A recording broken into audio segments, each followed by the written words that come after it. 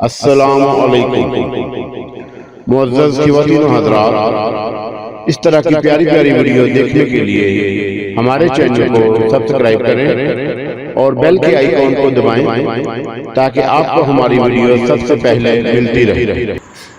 काने सेब में से एक खूबसूरत पतला सा सांप निकल रहा था, जो देखते ही देखते सेब के सुराख से बाहर निकल आया और बाहर निकलने के बाद दफतन उसका हजम बढ़ने लगा और फिर देखते ही देखते वो एक स्याह जहरीला सांप बन गया, जिसके निचले हिस्से पर सफ़ेदी नज़र आ रही थी। राजा की कुव्वतें सलब हो गईं।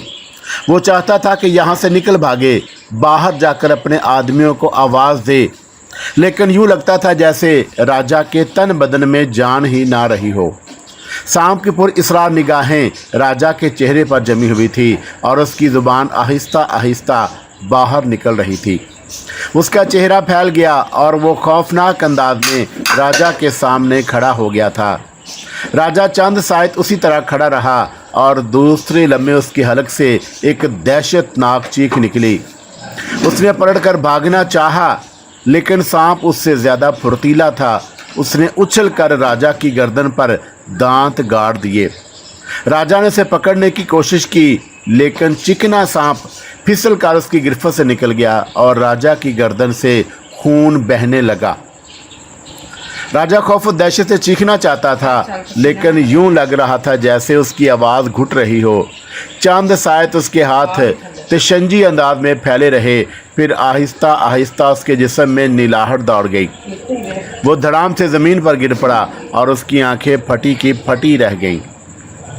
सांप अपना काम ख़त्म करके वापस उसी जगह आया और फिर उसका हजम उसी अंदाज में घटने लगा और फिर वो सेब के अंदर दाखिल हो गया। कोई सोच भी नहीं सकता था कि राजा की मौत इस तरह वाक़या हो जाएगी। चुनाचा हालात हस्बे मामूल रहे।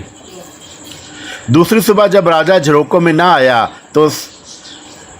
तो नीचे खड़े हुए पहरेदारों को तशवीश हुई और फिर जब दीवान उससे मिलने के लिए आया तो उसने राजा के बारे में पहरेदारों से पूछा। पहरेदारों ने जवाब दिया कि आज सुबह से राजा झरोकों में नहीं आया।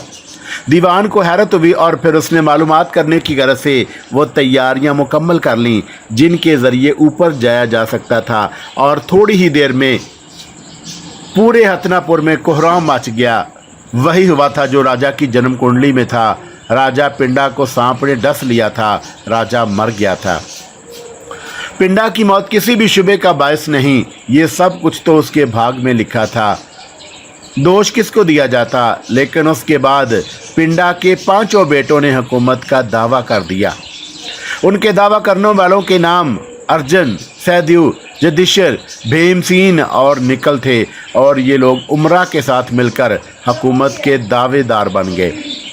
वो सब इस बात पर मुत्तफिक थे कि असूल के मुताबिक राजा पिंडा की औलाद को हुकूमत मुंतकिल होनी चाहिए, लेकिन दूसरी तरफ दोहितर आश्तर को कंधारी ने उकसाना शुरू कर दिया। मैं चाहती हूँ कि तुम अपने भाई से बहुत प्रेम करते थे, मगर अब वो इस संसार में नहीं।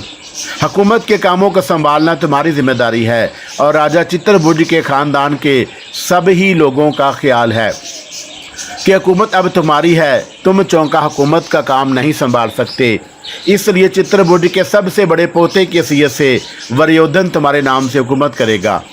इब्तिदा में तो दोहितर आशिस्ता ने इस तरफ कोई ध्यान ना दिया, लेकिन कंधारी के मुसलसल कोशिशों से वो भी इस बात पर रजामंद हो गया कि हुकूमत उसे मिलनी चाहिए। तब उसने उमरा के साथ मिलकर अपनी हुकूमत का ऐलान कर दिया। राजा दोहितर आशिस्ता ने लोगों से कहा कि वो अंधा ज़रूर है, लेकिन उसका बड़ा बेटा अमूरे सल्तनत संभालेगा। लोग उसकी शख्सियत को मानने पर तैयार हो गए और यूं दोहितर आशिस्ता राजा बन गया, लेकिन असल राजा दरअसल वरयोधन ही था। वरयोधन बेहद चालाक और किसी कदर संगदिल नौजवान था, और वो किसी हद तक इंतहाई मकारी से काम करने का आदी था।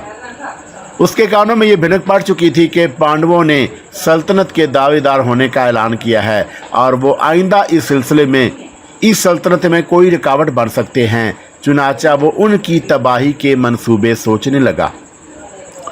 दूसरी तरफ दोहितर आशिस्तर को भी अर्जुन, निकल, सहदेव, युधिष्ठिर और भीमसेन की कार्रवाइयों का इल्म हो गया और उन पांचों ने वो रिश्ते नहीं निभाए थे जो उनकी और पिंडा के दरमियान थे।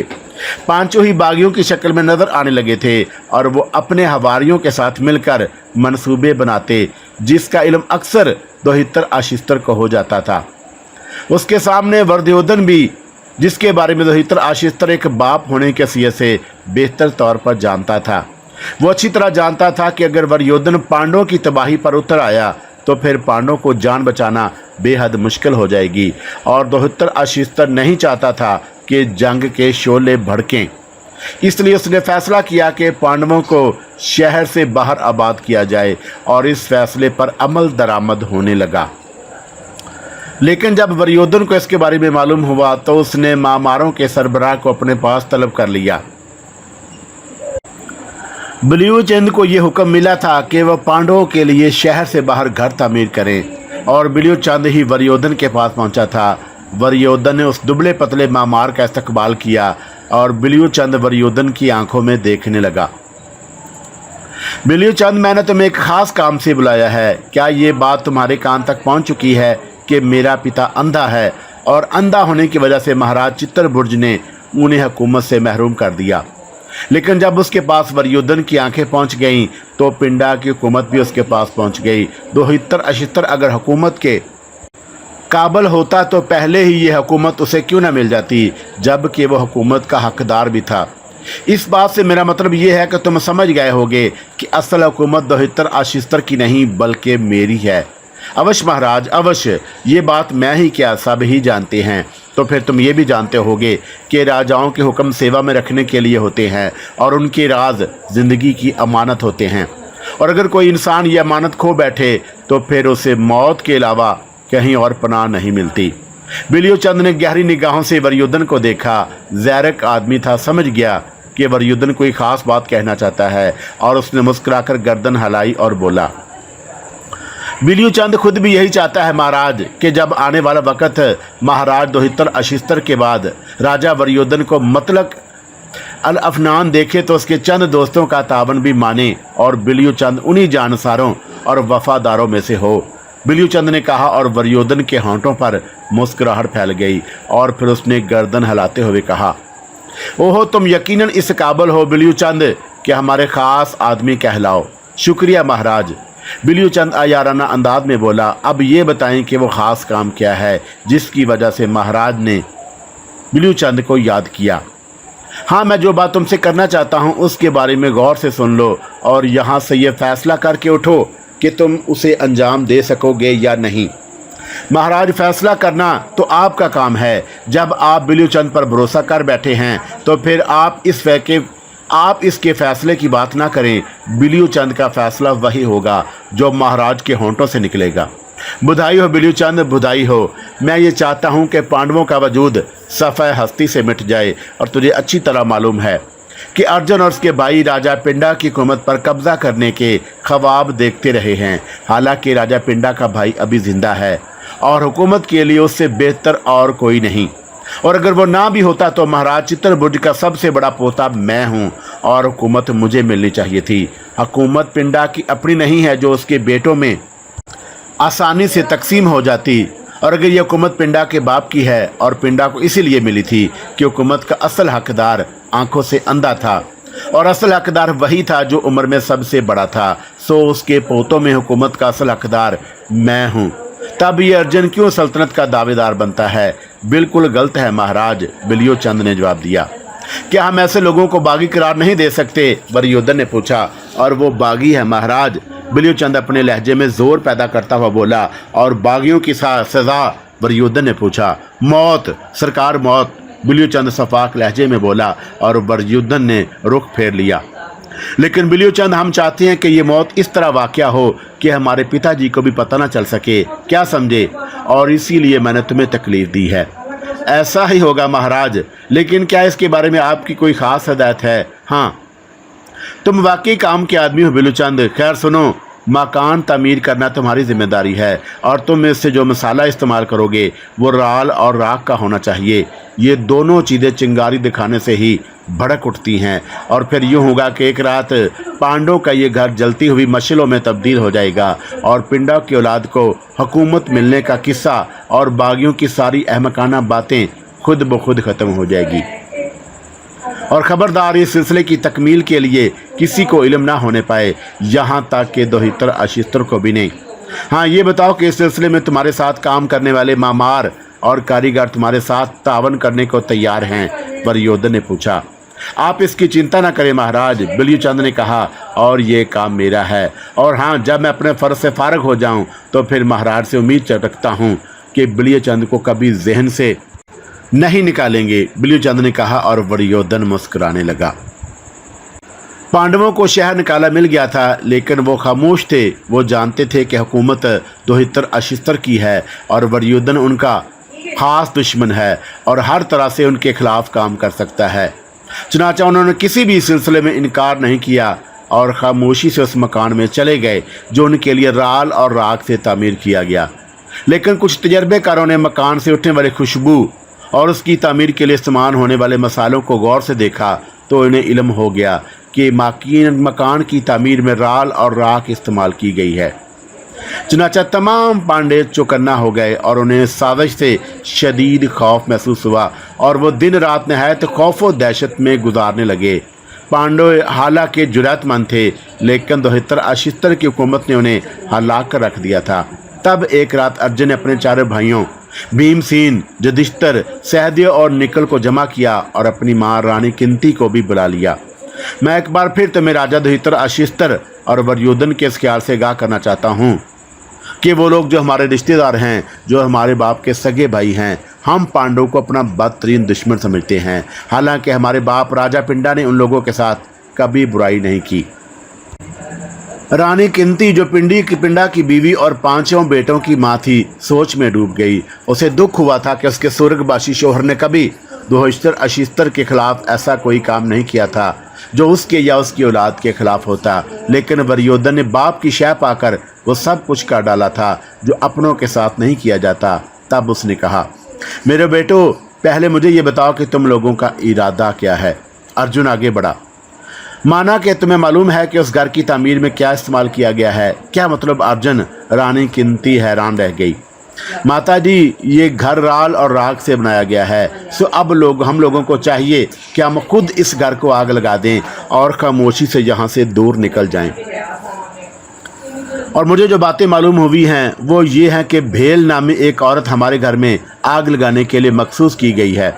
वो अपने 5 बेटों के साथ यहाँ आएगी और इस घर को राख का ढेर बनाकर चली जाएगी, मगर हम उस शोहरत से फ़ायदा उठाएंगे और उसके बेटों को जलाकर राख कर देंगे, ताकि जब वो जले हुए घर से उनकी लाशें मिले तो लोग यही समझें कि पांडवों का खात्मा हो गया। रानी कुंती ने ये बात पसंद की और यही हुआ, और पांडवों ने भेल और उसके 5 बेटों को उसके मकान में जिंदा जला दिया और पूरा मकान आन की आन में शोलों में घिर गया। और भेल अपने 5 बेटों के साथ आग में जलकर खाक हो गई। और वरयोधन के जासूस ने उस औरत और उसके 5 बेटों को जलते हुए ये समझा कि पांडे अपनी मां समेत जलकर हलाक हो गए। दूसरी तरफ पांडव अपनी वाजा किताब बदल कर और अपना नाम तब्दील करके जंगल से शहर में आ गए और कंपला में आबाद हो गए। ये मुकाम हिंदुस्तान के ज़िला फर्रुखाबाद की तहसील कायमगंज में वाक़या है और आजकल इसका नाम कुंपल है। कुंपल पहुंचकर पांडवों ने यहाँ के राजा की लड़की द्रौपदी से मुश्तरका शादी कर ली। यानी 5 भाई द्रौपदी के शोहर थे और उनके नज़दीक ये मुश्तरका शादी बाहमी इत्तेहाद व मोहब्बत का सबब थी। द्रौपदी के मुतल्लिक़ ये तय किया गया कि वह उन भाइयों के साथ बेहतर तौर पर रोज़ बारी बारी रहा करे। चुनाचा पांडव एक नई हैसियत से कुंपल में मशहूर होने लगे और उनकी शजात और इकबालमंदी के किस्से दूर दूर तक फैल गए। पांडवों की पेशानी से इकबालमंदी के आसार नुमायां थे, इसलिए उनकी अजमत और शान दिन ब दिन बढ़ती गई और उनके शान के किस्से कुंपल से निकलकर दूर दूर तक फैल गए और जल्द ही ये इतला कौरवों तक भी पहुंच गई। वरयोधन की खुशियों का कोई ठिकाना नहीं था और अब वो अपने दुश्मनों से महफूज था और राजपाट के कामों को निहायत दिलचस्पी से अंजाम देने लगा। और फिर एक रात जब आसमान पर बादल छाए हुए थे, रानी कंदारी उस ख़ास महल में जहाँ कभी वो एक मेहमान की हैसियत से आती थी और चंद घंटे क़याम करके चली जाती थी, अब रानी की हैसियत से रहने लगी। महल के इस पसंदीदा हिस्से में जो उसका पसंदीदा गोशा था, जहाँ चारों तरफ हरी भरी घास और फूलों के कंज थे, एक छोटी सी बारादरी में बैठी वो किसी सोच में गुम थी कि एक बांदी ने किसी खूबसूरत लड़की के आने की इतला दी और बांदी ने दोनों हाथ जोड़ते हुए कहा, रानी जी, वो लड़की बड़ी ही सुंदर है और बड़ी ही बेबाक। कौन लड़की? रानी कंधारी तज्जब से बोली। एक हसीन सी लड़की है, नाम चंपाकली बताती है, और हमने उससे कहा कि वो रानी कंधारी से क्यों मिलना चाहती है। सो वो कहने लगी कि यह बात वो उन्हीं को बताएगी, और हमने उसे आने से रोका तो उसने बड़े गुरूर से कहा कि जा और जाकर रानी से कह दे कि चंपाकली उससे मिलने आई है। कौन? रानी ने सोचल झलने वाली कनीज़ों को दूर हाथ उठाकर रोक दिया और उसके चेहरे पर अजीब से तासरात फैल गए। अच्छा ठीक है, तुम उसे मेरे पास भेज दो और सब यहाँ से चली जाए, और यहाँ किसी को नहीं आना चाहिए। मैं चंपाकली से कुछ खास बात करूँगी, कंधारी ने कहा, और सारी बांदियाँ उसके पास से हट गई। हरे भरे बाग के खूबसूरत सी फिजा में कुछ और खूबसूरती उस वक़्त बढ़ गई जब चंपाकली नाजो अंदाज से ठिलाती बल खाती रानी कंधारी के पास पहुंची। उतनी ही हसीन, उतनी ही कोमल कि मिनश देखे तो दिल पकड़ कर रह जाए। एक एक कदम में 100 फितने जगाती वो रानी कंधारी के पास पहुंची, और रानी कंधारी उसके होंठों पर फैली मुस्कुराहट देकर किसी कदर परेशान हो गई। न जाने क्यों इस बाली सी उम्र वाली लड़की के सामने खुद को वो एक बेवकूफ़ और अहमक सी लड़की समझने पर मजबूर हो जाती थी, जबकि चंपाकली की आंखों में एक गंभीरता और एक ऐसी बर्तरी का एहसास होता जिससे वो हतनापुर ही की नहीं, सारी दुनिया की रानी है, और कंधारी उसके सामने कोई हैसियत नहीं रखती।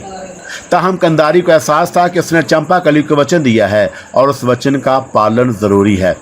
अगर चंपाकली से तरकीब ना बताती और इन सारे राजों से आगाह ना करती जिनकी वजह से आज वरयोधन हतनापुर का राजा है, तो शायद कंधारी उस काम में इतनी आसानी से कामयाब ना होती। वो अपनी जगह से उठी और एक झूठी मुस्कुराहट चेहरे पर सजाकर उसने चंपाकली का स्वागत किया। आओ चंपाकली। मेरी सूरत याद है रानी कंधारी? चंपाकली के अंदाज में इस किसी कदर तनज था। क्यों नहीं, और तुम भी क्या भूलने की चीज़ हो, रानी कंधारी ने बड़े प्रेम से कहा, और चंपाकली का हाथ पकड़कर उसे ऊपर बारादरी में बुला लिया। फिर उसने उसे अपने नज़दीक बैठने की जगह दी और बोली, तुम्हारी सुंदरता देखकर भगवान जाने मैं भी इतनी मुतासर हो जाती हूँ कि सब कुछ भूल जाती हूँ। मैं तो बस ये सोचती हूँ कि मैं तो एक औरत हूँ, मर्द तुम्हें देखकर अपने दिल की क्या कैफियत महसूस करते होंगे। रानी कंधारी ने खुशामदी लहजे में कहा। रानी कंधारी, क्या तुम अपना वचन निभाने के लिए तैयार हो? क्यों नहीं, रानियां जब वचन देती हैं तो इसलिए नहीं होते कि तोड़े जाएं, रानी कंधारी ने जवाब दिया, और चंपाकली किसी सोच में डूब गई। थोड़ी देर के बाद उसने गर्दन उठाई और कंधारी की आंखों में देखते हुए बोली, तो हमें आ गया है रानी कि अपना वचन पूरा करें। मुझे बताओ चंपाकली, तुम मुझसे क्या चाहती हो? तुम्हारा कौन सा काम मैं कर सकती हूँ? और ये तो और भी अच्छी बात है कि इस समय मेरी हैसियत बदली हुई है, जो चाहोगी हासिल कर सकोगी। बताओ, अपने वचन के तहत मैं तुम्हारे लिए क्या कर सकती हूँ? रानी कंधारी, अपने वचन के तहत मेरी शादी तुम वरयोधन महाराज से कर दो, चंपाकली ने कहा, और कंधारी चौंक पड़ी। उसने हैरत से चंपाकली को देखा और उसके इस सवाल पर देर तक परेशान सी रही, और फिर उसने गर्दन हिलाते हुए कहा, यही है तुम्हारा काम चंपाकली? हाँ, चंपाकली की बात पत्थर की तरह सख्त थी, परंतु चंपाकली, ये तो ऐसा काम है ही नहीं जो मेरे बस में हो। वरयोधन राजा है, ये तो ठीक है कि वो अपने बाप के नाम से हुकूमत कर रहा है, लेकिन उसे हुकूमत पर हर तरह का इख्तियार हासिल है। मैं अपने हाथ पांव और अपनी मर्जी से तो सारे काम कर सकती हूँ, लेकिन कोई ऐसा काम जो दूसरे का हो वो मेरे लिए बहुत मुश्किल होगा। रानी कंधारी, अभी तुम कह रही थी कि वचन इसलिए नहीं होते कि तोड़ दिए जाएं, बल्कि यूँ कहना ज़्यादा मुनासिब होगा कि रानियाँ वचन इसलिए नहीं देती कि पूरा ना कर सकें, और तो अब तुम्हें क्या कष्ट पड़ गया? मैंने अपना वचन पूरा करने से इनकार नहीं किया चंपाकली, मैं अपने वचन का पालन करूंगी, लेकिन बात सिर्फ इतनी सी है कि वरयोधन कैसे तैयार होगा। रानी जी, काम तो वो भी आसान नहीं था, और तुमने देखा कि राजा पिंडा मौत से बचने के लिए अपना महल और आसाइशें छोड़कर ज़मीनों आसमान के दरमियान मुअल्लक हो गया, पर मौत ने उसे नहीं छोड़ा। और मैं आपसे सच कहती हूँ रानी कंधारी कि अगर वो उस महल में ना जाता तो हलाक ना होता। इसके हलाक होने के लिए यही पेशगोई थी कि अगर वो ज़मीन व आसमान के दरमियान मुअल्लक हो जाए तो उसकी मौत आसानी हो सकती है। मैंने जो कुछ किया निहायत चालाकी से कहा और रानी कंधारी जिस तरह उसमें शरीक थी, क्या ये नहीं हो सकता कि जिस तरह मैंने रानी कंधारी की मदद की और राजा पिंडा को हलाक करके पांडवों से हुकूमत छीन ली और कौरवों को दिलवा दी, तो क्या रानी कंधारी ये मामूली सा काम नहीं कर सकती कि वरयुधन को एक ऐसी लड़की से शादी करने पर तैयार करे जो बकौल रानी कंधारी के खूबसूरत भी है? चंपाकली ने कहा और रानी कंधारी तो इस बात पर हैरान रह गई। वो सोच भी नहीं सकती थी कि चंपाकली उससे इतना बड़ा मुतालबा करेगी। चंपाकली वरयुधन की पत्नी बनने के बाद जाहिर है रानी बन जाएगी, राजा वरयुधन होगा। अब चंपाकली जैसी रानी वरयुधन को मिल जाएगी तो फिर बाकी लोगों की क्या हैसियत रह जाती है। रानी कंधारी की तवील खामोशी को चंपाकली ने बुरी तरह महसूस किया और उसके चेहरे से मुस्कुराहट आहिस्ता आहिस्ता मनकूद हो गई और आंखों की तेज चमक भी धुंधला गई। अलबत्ता उसकी जगह एक पुरइसरार चमक ने ले ली और उसकी आंखों की ऐन पुतलियों के दरमियान चमकते हुए सितारे किसी कदर सुर्ख हो गए और वह उन सुर्ख सितारों से रानी कंधारी को देख रही थी। तब उसकी आवाज़ उभरी, तुम बहुत गहरी सोच में हो रानी। रानी कंधारी ने उसकी आवाज़ सुनी और चौंक पड़ी। वो जानती थी कि चंपाकली मामूली औरत नहीं, चुनाचा वो संभल कर मुस्कुराई और हकलाते हुए बोली, सोच तो कुछ भी नहीं रही चंपाकली, तुम जैसी सुंदर लड़की है रानी है ही रानी बनने के काबिल, मगर बात सिर्फ वरयुधन की है। देखो रानी कंधारी, मैं अगर चाहूँ तो खुद वरयुधन महाराज के सामने जा सकती हूँ और वह अपने आप को उनके सामने पेश करके अपने भागों का फैसला कर सकती हूँ, मगर ये काम मेरे लिए तो नामुमकिन है और ना ही मुनासिब। तुम मुझे एक ऐसी लड़की की हैसियत से राजा वरयुधन की रानी बनाओगी जो बेहद पुत्र और पाक है और जिसे तुम अच्छी तरह जानती हो। ये काम सिर्फ तुम्हें करना है रानी कंधारी, सिर्फ तुम्हें। चंपाकली ने सर्द और ठोस लहजे में कहा। रानी कंधारी ने उसका लहजा सुना तो उसकी रीढ़ की हड्डी में सर्द लहरें दौड़ गईं। वो समझ चुकी थी कि चंपाकली इतनी आसानी से हार नहीं मानेगी। तब उसने हारे हुए शिकस्त खुर्दा लहजे में कहा, ठीक है, मैं अपना वचन पूरा करूंगी, लेकिन तुम मुझे कुछ वक्त दे सकती हो। कितना समय? बस इतना कि वरयुधन को तैयार कर लूँ। ठीक है, और उस समय तक मुझे क्या करना होगा? तुम तो यूं ही करो कि महल के एक हिस्से में रिहाइश इख्तियार कर लो और मैं तुम्हारे लिए बंदोबस्त करती हूँ। यूं लगता था जैसे ये लड़की निहायत मजबूत और कुछ कुव्वतों की मालिक हो और वो बात करते हुए अपना लहजा इतना सख्त और सर्द कर लेती थी कि कंधारी जवाब जो अब रानी बन चुकी थी उसके सामने थरथराहट महसूस करती। वो महसूस करती कि कोई ऐसी औरत उसके सामने है, बल्कि वो जो चंपाकली ने उसकी बात मंजूर कर ली और उसने अपनी रिहाइश गाह के महल के एक दूर अफ्तादा गोशे को पसंद कर लिया और रानी कंधारी को हिदायत कर दी थी कि ज़्यादा लोगों को उसके बारे में ना बताया जाए। उसके जाने के बाद रानी कंधारी बहुत देर तक सोचती रही और जब उसकी समझ में कुछ ना आ सका तो उसने सोचा कि वह अपने पिता राजा कंधार से इस सिलसिले में मशवरा कर ले। रात बीती, दिन चढ़ा। राजा कंधार बेटी के बुलाने पर दौड़ा चला आया और यूं भी बाप बेटी के दूसरे के गहरे राजदार थे और उसने राजा कंधार को सारी सूरत हाल बतानी चाहिए, लेकिन रानी कंधारी को इस बात से खौफ महसूस हुआ कि कहीं चंपाकली जैसी पुरइसरार औरत इस बात से वाकिफ ना हो जाए। चुनाचा उसने बाप से महल में गुफ्तगू ना करने का फैसला किया और यूं ही सरसरे अंदाज में पूछा, पिताजी, अगर मैं आपसे कोई ऐसी बात कहूं जो किसी के खिलाफ हो तो क्या ये बात उसे मालूम हो सकती है? मैं नहीं समझा कंधारी, क्या तुझे मुझ पर शुबा है? राजा कंधार ने अपनी बेटी कंधारी से कहा, ये बात नहीं पिताजी, मैं तो ये कहना चाहती हूँ कि कोई ऐसी हस्ती, कोई ऐसी ज़ात जो समझ में ना आने वाली हो और जिसे बेशुमार बातें मालूम हो जाएं, तो क्या वो हमारे दरमियान होने वाली गुफ्तगू को दूर बैठकर भी सुन और समझ सकती है? कंधारी ने झिझकते हुए पूछा। ओहो, मैं समझ गया, क्या तू उस लड़की की तो बात नहीं कर रही जिसे पिंडा से तुझे हुकूमत दिलाने में सहायता की थी? कंधारी ने पूछा। राजा कंधार ज़ैरक और समझदार आदमी था और वो जल्द ही बेटी की परेशानी समझ गया। तब कंधारी ने गर्दन हिला दी। हाँ पिताजी, मैं उसी की बात कर रही हूँ, लेकिन मुझे डर है कि जो बातें मैं करूँगी वो उसे पसंद नहीं आएंगी और मैं उससे इतनी डरती हूँ महाराज कि मेरा मन खौफ से कांप रहा है और मैं नहीं चाहती कि वो मेरी बातें सुने। मगर वो है कहाँ और यहाँ उसका क्या तल्लक है? नहीं महाराज, वो महल में ही है। महल में किस जगह? मैंने उसकी रिहाइश का बंदोबस्त महल में ही कर दिया है जहाँ वो अकेली रहती है और ये रिहाइश गाह महल ही के एक हिस्से में है। ये तूने अच्छा किया, और जब तुझे उसके बारे में कुछ नहीं मालूम तो उस पर विश्वास कैसे कर लिया?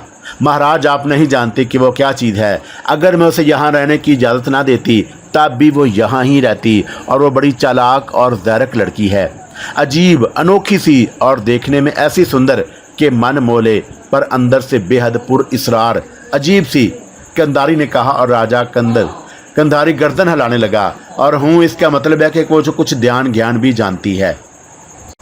फिर वो लोग महालके से निकलकर एक ऐसी दूर दराज जगह पर आए जहाँ उन दोनों के अलावा कोई नहीं था, और यहाँ वो बेतकल्फ़ी और आज़ादी से गुफ्तगू कर सकते थे।